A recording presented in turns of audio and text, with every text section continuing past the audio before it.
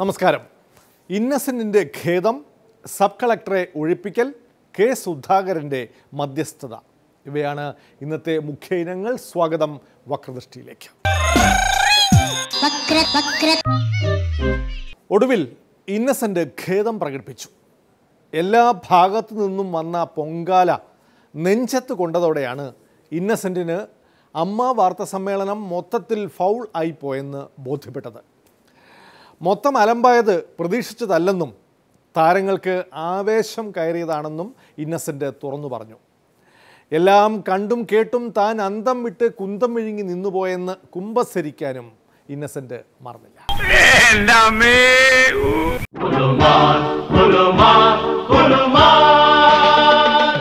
നിങ്ങളും ഞങ്ങളും തമ്മിലുള്ള ബന്ധം എന്ന് പറയുന്നത് തന്നെ ഇതുവരെ യാതൊരു പ്രശ്നങ്ങളും ഉണ്ടായിരുന്നില്ല. നമ്മുടെ പത്രക്കാരും കാര്യങ്ങളൊക്കെ ആയിട്ട് നമ്മൾ വളരെ, നിങ്ങൾ എൻ്റെ അടുത്ത് വന്ന് ഒരിക്കലും എന്നെ പ്രലോഭിപ്പിക്കുന്ന വിധത്തിൽ എൻ്റെ ചോദ്യം വരെ എന്നോട് ചോദിച്ചിട്ടില്ല. അന്ന് അവിടെ പെട്ടെന്ന് രണ്ടുപേര് എഴുന്നേറ്റ് നിന്ന് ഇത്തിരി മോശമായ രീതിയിൽ സംസാരിച്ചു എന്നുള്ളത് ശരിയാണ്.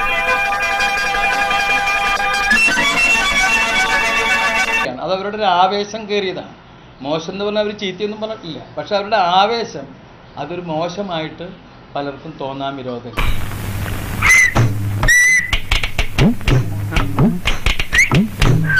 അവർ അങ്ങനെ സംസാരിച്ചുകൊണ്ടിരിക്കുമ്പോൾ നമ്മുടെ കൂട്ടത്തിലുള്ള ആളുകൾ, നമ്മൾ നേരത്തെ കൂട്ടി അറേഞ്ച് ചെയ്തിട്ട് ബഹളം ഉണ്ടാക്കിയിട്ടല്ല, അവരെല്ലാവരും കൂവി.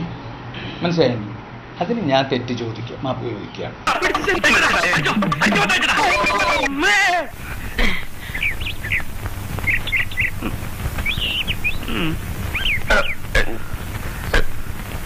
എനിക്ക് വേണമെങ്കിൽ അവരോട് രണ്ടുപേരോടും പറയായിരുന്നു അവിടെ ഇരിക്കേ എന്ന് പറയായിരുന്നു.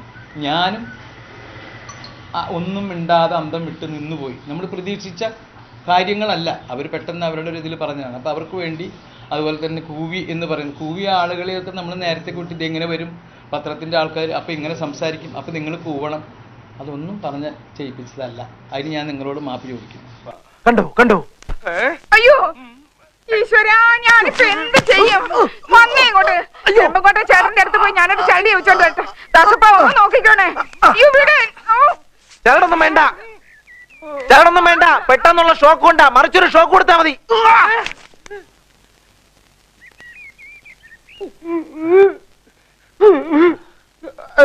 കാരണം നമ്മൾ വളരെ ഭംഗിയായിട്ട് കൊണ്ടു നടക്കുന്ന ഒരു സംഘടന പിരിച്ചുവിട് എന്ന് പറയുമ്പോൾ ഉണ്ടാകുന്നൊരു മാനസിക വിഷമം എനിക്ക് പെട്ടെന്നുണ്ടായി.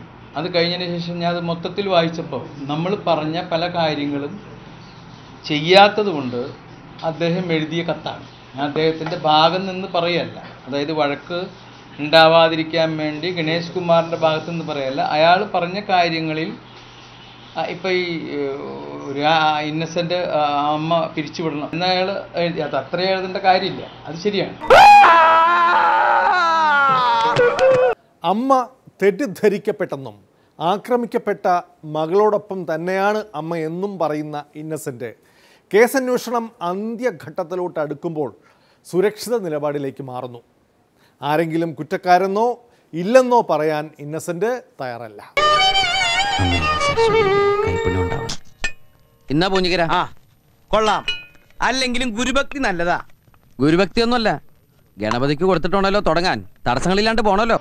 ദിലീപ് എന്ന് പറയുന്ന ആൾ ഇന്നലെയും കൂടി എന്നെ വിളിച്ചിട്ടുള്ള ആളാണ്. നിങ്ങൾ മനസ്സിലാക്കേണ്ട ഒരു കാര്യം ഞാൻ വളരെ വ്യക്തമായിട്ട് പറയാം. ഞാൻ തന്നെ ചോദിച്ചു, എടാ ദിലീപേ, സത്യം പറ, എന്തെങ്കിലും ഉണ്ടോ? അവൻ പറഞ്ഞു, ഇല്ല ചേട്ടാ, ഒരിക്കലും ഇല്ല. ഞാൻ പറഞ്ഞു, കാരണം ഇവൻ്റെ ഭാഗത്ത് നിന്ന് നമ്മൾ സംസാരിക്കുകയാണെങ്കിലും നാളെ നേരം വെളുത്തതിന് ശേഷം മറ്റുള്ള ആൾക്ക്, അപ്പം ഇതാണ് അദ്ദേഹം എന്നോട് പറഞ്ഞിട്ടുള്ളത്, ഇതാണ് അദ്ദേഹം മറ്റു പലരോടും പറഞ്ഞിട്ടുള്ളത്. അപ്പം നമുക്ക് ഒരാളെ ദിലീപിനെ അറസ്റ്റ് ചെയ്യൂ എന്ന് പറയാൻ നമുക്ക് പറ്റില്ല, നമ്മളല്ല അത് തീരുമാനിക്കും. അമ്മ പ്രസിഡന്റ് സ്ഥാനം ഇന്നസെന്റ് രാജിവെക്കും എന്ന മനപ്പായസം ആരും ഉണ്ണേണ്ട. അതെല്ലാം വെറും മാധ്യമ സൃഷ്ടി മാത്രം. ആ കള്ളവാർത്ത പ്രചരിപ്പിച്ചത് ഇവിടുത്തെ മാധ്യമങ്ങളാണ്. ഞാൻ എൻ്റെ സ്വപ്നത്തിൽ പോലും ഞാൻ വിചാരിച്ചിട്ടില്ല, എന്തെന്ന് വിചാരിച്ചിട്ടുമില്ല, വിചാരിക്കണമില്ല എന്തെന്ന് ഞാൻ രാജിവെക്കണമെന്നുള്ളൂ. അത് തന്നെ നിങ്ങൾ മനസ്സിലാക്കിയാൽ മതി. പിന്നെ എൻ്റെ ഈ സ്ഥാനം, അമ്മയുടെ പ്രസിഡന്റ്, നിങ്ങൾ മനസ്സിലാക്കേണ്ട ഒറ്റ കാര്യം, ഞാൻ 10-16 വർഷമായിട്ട് അമ്മയുടെ പ്രസിഡൻ്റായിരിക്കുന്നത് ഞാൻ പിടിച്ചു നിന്നിട്ട് എനിക്ക് ഈ കസേര വേണമെന്ന് പറഞ്ഞിട്ട് ഞാൻ ഇല്ലയെന്നും പറഞ്ഞ് ഓടിപ്പോകണം എന്നെ പിടിച്ചു വലിച്ചു കൊണ്ടിരുത്തുകയാണ്.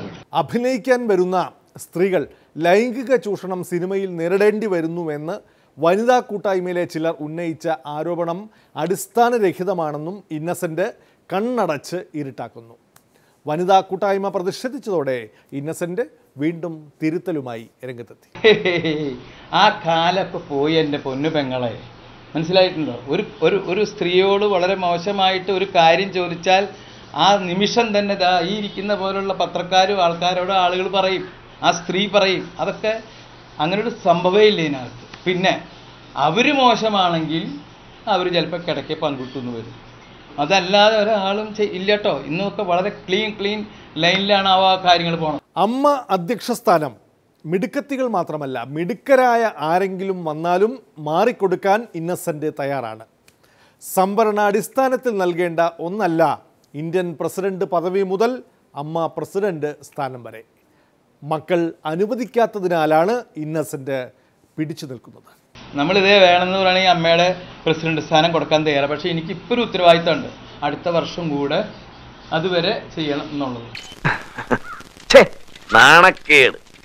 മനുഷ്യനായ ഒരു ശേന യുക്തിബോധം വേണ്ടേ, ധൈര്യം വേണ്ടേ? അത്യാവശ്യം നമ്മുടെ നല്ല മിടുക്കന്മാരായുള്ള ആൾക്കാരൊക്കെ ഉണ്ട്, വേണ്ട എന്ന് പറയും.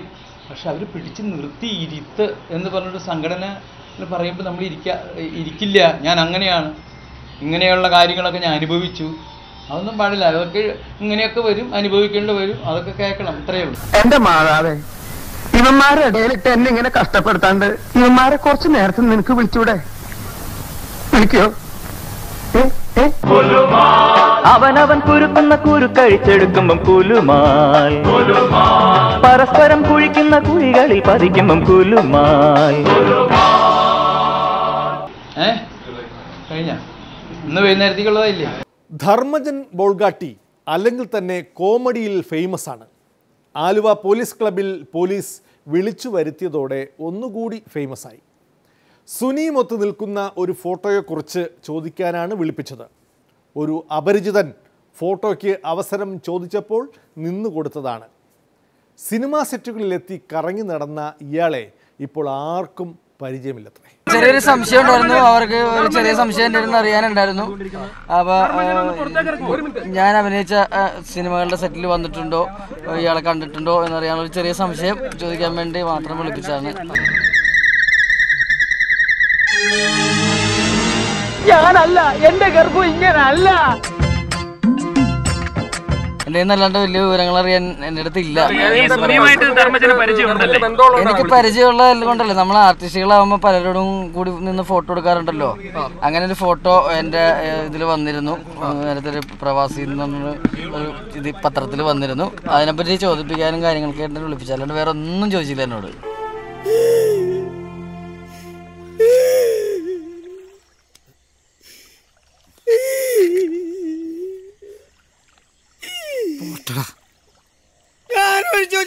പട്ടി നീ എടുത്ത് കുടിച്ചത് എവിടെ പോയി മേടിക്കാനാണ്? ആര് തരാനാണ്? അവന്റെ അമ്മമ്മയുടെ സെന്റിമെന്റ്. നടി ആക്രമിക്കപ്പെട്ട സംഭവത്തിൽ ഗൂഢാലോചന ഇല്ലെന്നു പറഞ്ഞ മുഖ്യമന്ത്രിയും ഒടുവിൽ തിരുത്തി. എത്ര വലിയ മീനായാലും കുടുങ്ങുമെന്ന് മുഖ്യമന്ത്രി മാറ്റി പറഞ്ഞിട്ടുണ്ട്. മുഖ്യമന്ത്രിയെ ആദ്യം തെറ്റിദ്ധരിപ്പിച്ചത് ആരാണെന്ന് KPCC പ്രസിഡന്റ് MM ഹസൻ വെളിപ്പെടുത്തുന്നു. യഥാർത്ഥത്തിൽ അന്വേഷണം വഴിതെറ്റിച്ചതും ഇതിൻ്റെ കുറ്റക്കാരെ രക്ഷിക്കാനുള്ള ശ്രമം തുടങ്ങിയതും അവിടെ നിന്നാണ്. ഗൂഢാലോചന ഇല്ലെന്ന് മുഖ്യമന്ത്രി ആരുടെ ഉപദേശമനുസരിച്ചാണ് അന്ന് പറഞ്ഞത് എന്നുള്ള സംശയമുണ്ടായിരുന്നു. പോലീസിൻ്റെ റിപ്പോർട്ടിൻ്റെ അടിസ്ഥാനത്തിലാണോ അതോ മുഖ്യമന്ത്രിക്ക് ഏറ്റവും പ്രിയപ്പെട്ട വിശ്വസ്തരായ സിനിമാ താരങ്ങളുടെ അഭിപ്രായത്തിൻ്റെ അടിസ്ഥാനത്തിലാണോ എന്ന് പലരും സംശയിച്ചിരുന്നു. ഇപ്പോൾ ഒരു കാര്യം മനസ്സിലായി. ഇരകളോടൊപ്പം നിൽക്കുന്ന പ്രമുഖരായ ചില സിനിമാ താരങ്ങൾ,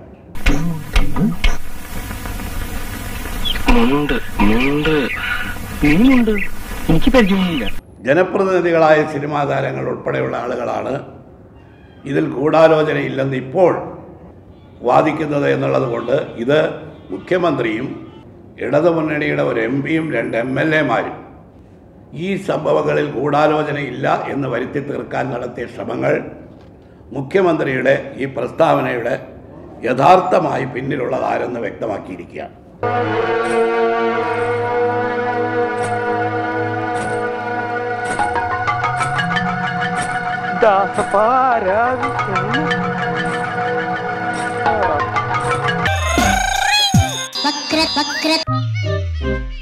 കയ്യേറ്റം ഒഴിപ്പിച്ച സബ് കളക്ടറെ സർക്കാർ ഒഴിപ്പിച്ചു. ഇടവേളയ്ക്ക് ശേഷം.